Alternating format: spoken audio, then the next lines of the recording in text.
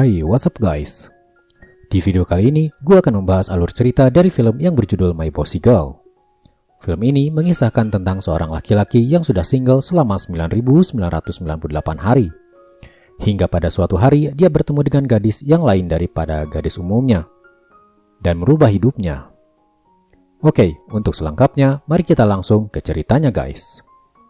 Film ini diawali dari seorang pria bernama Wiso yang sedang pergi menuju sebuah event. Di event itu, dia bersama kedua orang temannya mendirikan stand relawan reparasi sepeda. Siapapun yang sepedanya rusak bisa datang ke sana dan memperbaiki sepedanya tanpa membayar. Namun sayangnya, sudah lama mereka mendirikan stand itu, tak ada satupun orang yang datang, dan mereka malah asyik main VR dan robot ciptaan mereka. Wiso dan temannya memang mahasiswa jurusan teknik yang terbiasa membuat robot atau alat-alat elektronik semacamnya. Di event itu ada juga kompetisi memanah, baik bagi umum maupun bagi penyandang disabilitas. Seorang gadis cantik bernama Hejin adalah salah satu peserta panahan untuk penyandang disabilitas. Sifatnya memang agak bosi dan tak takut apapun. Termasuk ketika dia sedang pertandingan persahabatan di event tersebut, dia malah kabur dan bermain di stand panah boneka. Dia jago sekali memanah dan berhasil mendapat boneka paling besar, tapi direbut oleh anak-anak karate. Karena sifatnya yang tak takut apapun, dia ladeni mereka, berebutan sebuah boneka teddy bear. Mereka berdua saling tarik-menarik hingga Hejin terjatuh dari kursi rodanya.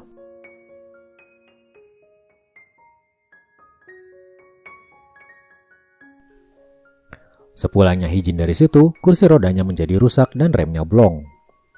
Dia pun bablas melaju hingga sampai ke stand reparasi sepeda milik Wiso dan terjatuh. Wiso menolong Hejin yang terjatuh dan juga menawarinya untuk memperbaiki kursi rodanya di situ karena Wiso berpengalaman memperbaiki benda-benda elektronik. Tak lama menunggu, kursi roda Hejin sudah bisa berjalan lagi. Hejin lalu berkata kalau dia akan membayar tapi ditolak oleh Wiso. Hejin merasa tidak enak dan tak ingin ada hutang budi, jadi bagaimana kalau dia mentraktir Wiso saja? Wiso pun setuju dan mengajak Hejin ke tempat makan favoritnya. Tapi entah karena Wiso ini tak bisa membaca situasi atau apa, dia malah mengajak ke tempat makan yang perlu naik tangga untuk mencapainya. Terang saja Hejin cuma bisa bengong melihat terjalnya tangga tersebut. Hejin berkata kalau ada dua pilihan saat ini, menggendong dia ke atas atau pergi ke tempat lain. Wiso mengambil pilihan pertama. Wiso menggendong Hejin sambil mengobrol ini dan itu hingga sampai ke atas. Di atas, mereka langsung disambut oleh pemilik rumah makan dan langsung makan di sana. Hejin benar-benar menikmati makanan di sana. Selesai makan, mereka pun bermaksud pulang. Wiso kembali menggendong Hejin, tapi dia melihat tali sepatu Hejin terlepas. Dia pun mengikatkan tali sepatu Hejin, dan Hejin terlihat tersipu malu, tapi senang melihatnya. Ketika sampai di bawah tangga, mereka tak bisa menemukan kursi roda Hejin. Sepertinya ada yang mencurinya. Hejin pun lalu menelepon adiknya untuk menjemputnya, sementara Wiso menggadaikan kartu mahasiswanya pada Hejin karena merasa kalau ini adalah salahnya dan berjanji akan mengganti kursi roda Hejin. Wiso kembali ke stand di event itu dan dia membuka laptopnya lalu mencari kursi roda untuk mengganti punyanya Hejin. Namun bagi dia harganya terlalu mahal, dia tak punya uang sebanyak itu. Dia pun pulang ke rumah dan langsung melakukan sesuatu. Dia mulai bekerja selama berhari-hari membuat sesuatu. Sementara itu, di rumah Hejin, dia dimarahi ayahnya yang mengetahui kalau kursi rodanya hilang. Ayahnya ini memang sering marah-marah dan seolah mengatur hidup Hejin. Mungkin karena ayahnya tak ingin Hejin kenapa-kenapa dengan kondisinya yang seperti itu. Seminggu pun berlalu dan Wiso terlihat pergi sambil mengendarai sesuatu. Ternyata dia mengendari sebuah kursi roda dan itu adalah kursi roda buatannya. Selama seminggu dia buat itu untuk mengganti kursi rodanya Hejin dan kini dia menuju tempat latihan Hejin. Sesampainya di sana, dia bertemu dengan pelatih Hejin dan meminta izin untuk menemuinya. Hejin tak menyangka kalau kursi roda itu buatan Wiso sendiri dan merasa senang karenanya. Lalu bersama teman-teman Hejin yang juga penyandang disabilitas, Wiso bersenang-senang dengan mereka dan pulang hingga larut malam. Hejin pun lalu mengantar Wiso pulang ke rumahnya karena Hejin dalam keadaan mabuk. Ketika bertemu dengan Ibu Wiso, Hejin meminta maaf karena telah mengantar Wiso main hingga larut malam seperti ini. Tapi ibunya malah merasa sebaliknya, dia berterima kasih kepada Hejin karena ini pertama kalinya Wiso mengajak seorang teman ke rumahnya. Selama ini, Wiso hanya bergelut dengan robot dan alat elektronik, tidak pernah main keluar rumah. Bahkan Ibu Wiso meminta Hejin agar sering-sering mengajak Wiso bermain dan sering-sering main ke sini.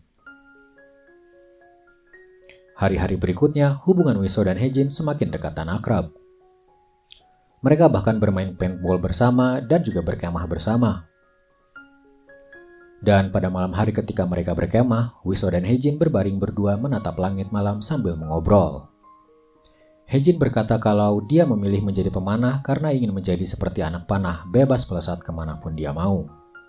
Lalu Hejin bertanya kenapa Wiso suka dengan robot dan teknologi. Wiso menjawab kalau dengan teknologi itu bisa mempermudah hidup manusia karena robot diciptakan untuk membantu manusia. Hejin berpendapat jika ada yang tak bisa dia lakukan, dia lebih suka meminta bantuan pada manusia lainnya. Obrolan mereka berlanjut hingga larut malam. Tapi ternyata teman-teman Wiso orangnya iseng. Mereka merekam Wiso dan Hejin yang berduaan dan terlihat seperti sedang bermesraan.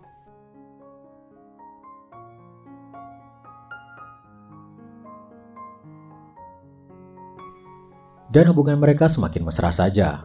Mereka melakukan apapun berdua. Wiso ikut belajar memanah, bermain VR, dan pergi ke tempat makan yang biasa mereka datangi. Semua mereka lakukan seperti layaknya sepasang kekasih. Pada suatu hari di rumah Hejin, adik Hejin sedang mengobrol dengan ayahnya mengenai sekolah pertukaran pelajar yang ingin dia lakukan. Tapi ayahnya tidak mengizinkannya karena ayahnya berpendapat kalau Hejin masih perlu bantuan adiknya melakukan ini dan itu. Baru nanti kalau Hejin sudah menikah, adiknya bisa mengikuti pertukaran pelajar itu. Ketika mereka sedang mengobrol, datanglah Hejin. Dia berkata kalau dia tak akan menikah.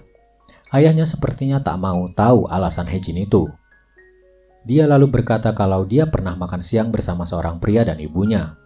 Ibunya melihat foto Hejin dan merasa kalau Hejin dan anaknya akan cocok jika mereka menikah. Tapi Hejin tidak mau karena dia tahu kalau pernikahan ini didasari syarat. Hejin merasa pernikahannya hanyalah sebuah pertukaran bisnis dan dia marah karena hal itu. Dia pun menangis lalu pergi. Lalu pada suatu hari, pertandingan panahan untuk disabilitas mengadakan seleksi pemilihan atlet nasional. Dan salah satu teman Hejin sakit tak bisa mengikuti pertandingan.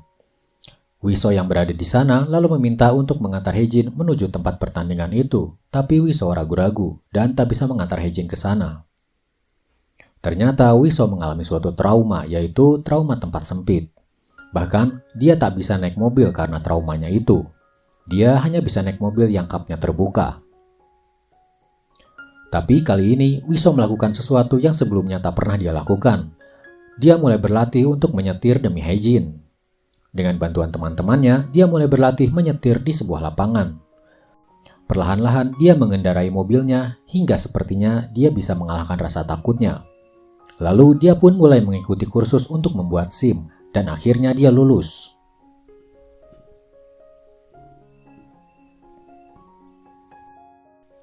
Sementara itu, di tempat latihan Hejin, mereka hendak pergi ke tempat pertandingan. Tiba-tiba sebuah mobil biru datang dan Wiso muncul. Hejin terlihat gembira melihat Wiso kini sudah bisa menyetir dan mengalahkan rasa takutnya.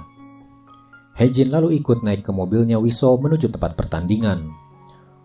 Muka Wiso terlihat tegang karena ini pertama kalinya dia menyetir di jalan raya. Hingga pada suatu ketika, sebuah mobil menyalip mobilnya, membuat Wiso tiba-tiba panik dan membanting setirnya ke samping. Kecelakaan pun terjadi. Dalam keadaan setengah sadar, Wiso berteriak-teriak tak karuan, sepertinya trauma itu muncul kembali. Hejin mencoba menenangkan Wiso, tapi sepertinya Wiso terlihat sangat trauma. Di rumah sakit, Hejin menunggu Wiso yang sedang dirawat sambil menangis.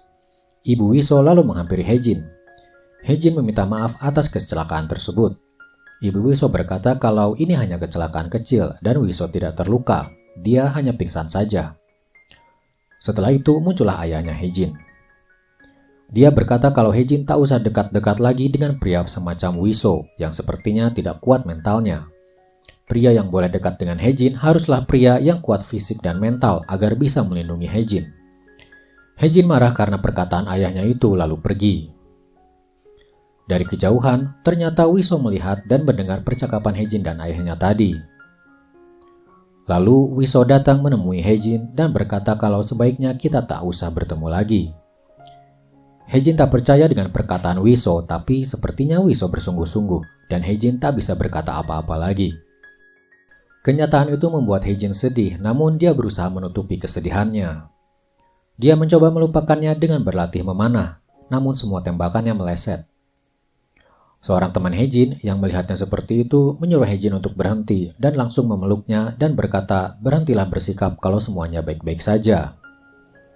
Lalu seketika itu juga tangis Hae-jin pun pecah. Dia menumpahkan semua kesedihannya itu dan menangis sejadi-jadinya. Beberapa hari pun berlalu. Setelah keluar dari rumah sakit, Wiso menjadi orang yang penyendiri. Dia mengunci diri di sebuah ruangan dan meringkuk di sana. Sementara itu, pertandingan Hae-jin dan seleksi nasional telah tiba. Hae-jin pun mulai mengambil posisi dan mulai memanah. Namun sayang, penampilannya tidak bagus. Tembakannya tidak begitu bagus. Masalah antara dia dan Wiso sepertinya masih membebani pikirannya. Di tempat lain, teman-teman Wiso sedang membujuk Wiso untuk keluar dan berhenti untuk menyendiri. Mereka berkata kalau Hae-jin sedang butuh bantuan semangat dari Wiso. Wiso lalu teringat perkataan Hae-jin ketika berkemah kalau dia lebih memilih untuk mendapat bantuan dari seorang manusia jika ada suatu masalah. Wiso pun tiba-tiba bangkit dan mulai berlari keluar. Dia langsung menyetir tak mempedulikan traumanya. Tujuannya adalah menemui Hae-jin dan memberinya semangat. Lalu akhirnya mereka berdua pun bertemu. Wiso berkata kalau dia pikir dia hanya akan menjadi beban Hae-jin. Tapi sebenarnya dia ingin bersama Hae-jin. Dia ingin ada untuk Hae-jin ketika Hae-jin sedang dalam kesulitan. Wiso lalu memberikan sebuah gantungan yang dia dapatkan ketika mereka berdua pernah bermain bersama. Hae-jin merasa mendapat semangat baru setelah bertemu Wiso. Dan ketika pertandingan dilanjutkan, penampilan Hae-jin menjadi lebih baik. Di tempat yang agak jauh, terlihat ayah Hae-jin pun melihat perjuangan Hae-jin. Hingga pada akhirnya, Hae-jin berhasil menembak tepat di tengah sasaran dan mendapatkan kemenangan. Kini, semua masalah sudah selesai dan hubungan Hae-jin dengan ayahnya juga sudah membaik. Wiso dan Hae-jin menjalin hubungan yang lebih serius, hingga pada suatu hari nanti mereka akan menikah. Dan film pun selesai. Nah itulah guys, seluruh alur cerita dari film My Bossy Girl. Gimana, lumayan seru dan bikin kalian baper? Kalau kalian punya request film, silahkan komen di bawah. Oke, segitu dulu aja video kali ini. Sampai jumpa di video berikutnya.